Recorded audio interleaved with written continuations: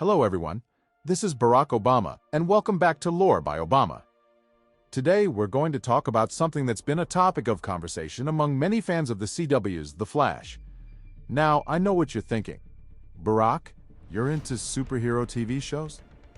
Well, my friends, I too enjoy a good story, and The Flash caught my attention for its fascinating characters and intricate plotlines. It's part of the cultural fabric, and it's important to understand how the narrative of such shows evolves. So let's get started. The Flash, a television series spun off from Arrow and based on the DC Comics character Barry Allen, captured the hearts and minds of comic book fans and newcomers alike when it debuted on the CW back in 2014. The show's protagonist, Barry Allen, is a mild-mannered forensic scientist for the Central City Police Department by day and the fastest man alive by night. Grant Gustin's portrayal of the Scarlet Speedster received high praise for its balance of earnestness, heart, and the boundless energy we'd expect from the character. The intricate storytelling, compelling characters, and high-stakes drama led to a show that was widely lauded during its early seasons.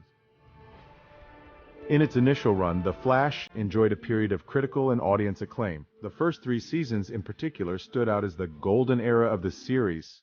The narratives were tight and compelling, and the characters were relatable and likable even as they grappled with their various challenges. Season 4, while not as universally beloved as its predecessors, still held its own with some solid storytelling and character arcs. However, as the saying goes, all good things must come to an end. And for The Flash, a decline in quality became evident as the series progressed. But what led to this drop in acclaim? What could have turned one of CW's most popular superhero dramas into a show that has lost a significant portion of its once loyal viewership? Today we'll explore these questions and more as we examine the role of Eric Wallace in the trajectory of the Flash. To truly understand the journey and current state of The Flash, we must delve into the timeline of its production. A pivotal turning point for the show was the conclusion of the 4th season, after which there was a significant shift in the creative team. Todd Helbing, who had served as the showrunner since the 3rd season, stepped down and was succeeded by Eric Wallace for the show's 6th season onward. Wallace, a veteran television writer and producer, joined the writing team of The Flash in its 4th season and later took over as showrunner. Wallace, who had previously worked on series such as Eureka and Teen Wolf, was now at the helm of one of CW's flagship series. The first season under Wallace's guidance, Season 6, received a mixed response from fans and critics alike. Some praised the shift in narrative structure, with the season divided into 2 distinct story arcs known as graphic novels. This was a departure from the single season-long story arc format followed in the previous seasons. However, many fans felt that the quality of storytelling, character development, and overall coherence took a significant hit. A primary concern among fans was the transformation of Iris West, portrayed by Candice Patton.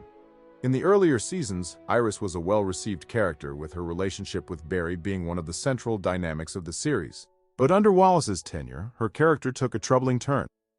Fans criticized her character arc, saying that her transformation from a journalist to a team leader at Star Labs was not only sudden, but also inconsistent with her established character.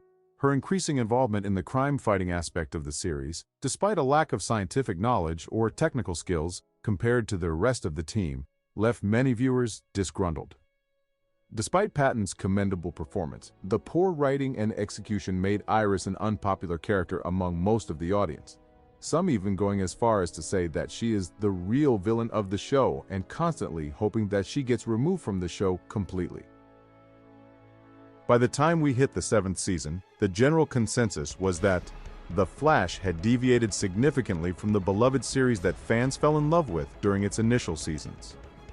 Stay with us as we continue to explore how Eric Wallace's tenure further affected the course of the series and its beloved characters in the seasons that followed. Moving forward, The Flash was entering uncharted territory. The fan reception was already in a questionable state, but what transpired in the seasons that followed only deepened the concern among the show's loyal viewership. Seasons 5 through 7 saw a marked decline in viewership and critical ratings. The story arcs and character developments seemed increasingly forced and disjointed, failing to deliver on the emotional payoff that was once a staple of the show. The compelling narratives and complex characters that fans had grown to love were replaced by convoluted plots and inconsistent character arcs, which increasingly felt out of touch with the show's established canon. Adding to the fans' ire was the conspicuous absence of fan favorites. Cisco Ramon and Ralph Dibny, played by Carlos Valdez and Hartley Sawyer respectively. Their characters added a unique flavor to the ensemble cast, and their banter with Barry brought a much-needed lightness to the often high-stakes environment at Star Labs. Unfortunately, Valdez and Sawyer left the series after the 7th and 6th seasons, respectively. Although their departure was due to reasons unrelated to Wallace's tenure as showrunner, the absence of these characters and the lack of suitable replacements in subsequent seasons significantly impacted the show's dynamic. Now let's talk about the season finales, often the high points of any show where the stakes are highest, and viewers expect to be thrilled and emotionally moved. The Flash was no exception. But the season finales under Wallace's guidance, especially the much-anticipated return of iconic villains Savitar and Zoom, left many fans feeling frustrated and let down. Their powers, once terrifying and seemingly insurmountable, were inexplicably nerfed, reducing them to easily defeated foes. The decision to have them swiftly beaten by side characters felt not only forced, but also dismissive of their established lore and past narrative significance. Perhaps one of the most baffling and widely criticized creative decisions was the inexplicable power upgrade given to Cecile Horton, Joe West's girlfriend and later wife, portrayed by Danielle Nicolet. Cecile, a district attorney with no previous combat experience or metahuman abilities related to physical enhancement, was suddenly able to fly and even managed to defeat Godspeed, a speedster villain. This sudden development was viewed by many fans as a poorly justified narrative convenience that disrupted the show's internal consistency and logic. All these aspects accumulated into what can be described as a period of decline for The Flash, which once held a place of pride among CW's lineup of superhero shows. The once beloved series was now a shadow of its former self, and fans couldn't help but feel disappointed by its sharp downturn. Let's delve deeper into the reasons behind this decline. What caused this precipitous decline in quality and reception for The Flash? To put it simply, much of the blame was directed towards one key figure, Eric Wallace. Wallace took the reins as showrunner from season 6 onwards, and it's no coincidence that this is where many fans and critics felt the show started to lose its magic. Wallace's tendency to introduce multiple subplots and characters without proper resolution or development was another critical failure. The plot lines often felt bloated and overstuffed, leading to an uneven pacing of the series. Additionally, many fans felt that Wallace was often trying to incorporate too many elements from the comics without giving them the time or depth required to resonate with the audience. Furthermore, the series began to lose its focus on Barry Allen, the character we all signed up to see. The expansion of the cast, while potentially a good thing, resulted in Barry Allen often being sidelined in his own show. This was a serious misstep, as Grant Gustin's performance as Barry Allen was universally loved, and his journey was the central thread that tied the show together. The use of iconic villains also suffered under Wallace's tenure. Previously terrifying foes were brought back with their powers dramatically reduced, making their defeats feel anticlimactic and their previous menace irrelevant.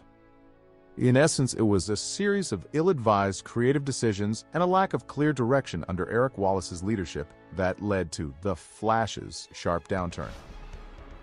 The show had veered far from its initial run, losing the elements that fans loved the most. But what was the impact of this decline on the fans and the legacy of the show? The fallout from this steep drop in quality was significant. Many fans started tuning out between seasons 5 and 7, as the show they'd fallen in love with had changed so dramatically. It's almost as though the Speed Force had been sucked right out of it. Despite their affection for Grant Gustin's portrayal of Barry Allen, fans could not reconcile with the direction the show was taking. Some even stayed on, hoping for a surprise cameo from Stephen Amell's Oliver Queen, only to be left disappointed. In the end, the Flash TV series, which had started off with so much promise, found itself limping to the finish line. Eric Wallace's run as showrunner will always be remembered as the period that derailed the Flash train. While the show has left a significant mark on the superhero TV genre, it's impossible to ignore the stark difference in quality and reception between its initial seasons and the latter ones. This has been Lore by Obama. Thank you for watching, and remember, no matter how fast you run, you can't outrun the consequences of poor creative decisions. Until next time, please like, subscribe, and comment on what you'd like to see next.